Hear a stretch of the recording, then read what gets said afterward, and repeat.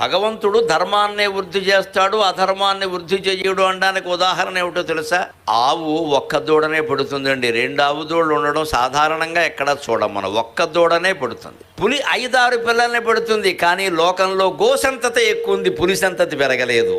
అంచేత భగవంతుడు ధర్మాన్నే రక్షిస్తాడు, ధర్మాన్నే పెంచుతాడు. కానీ అది జంతువుల్లో అమలవుతోంది, మన కర్మ కొద్దీ మనుషుల్లో అమలవట్లా. ఎందుకంటే మనం మధ్యలో చేరాం. ఇక్కడ దేవుడికి జీవుడికి మధ్యలో మనం చేరాం. ఇక్కడ ధర్మం జరగకుండా చేస్తున్నాం. మనం జరిగే వ్యవస్థని జరగనిచ్చామనుకోండి, అధర్మం జరగదు, ధర్మమే జరుగుతుంది. ఎందుకంటే మీరు జంతువుల్లో గమనించండి, పులిని చంపదు, సింహం సింహాన్ని చంపదు, ఏనుగుని చంపదు, చివరికి దోమని కొట్టదు. సాటి మనిషిని పట్టుకుని చంపేసేవాడు మనిషి ఒక్కడేనండి. ఎంత దుర్మార్గం!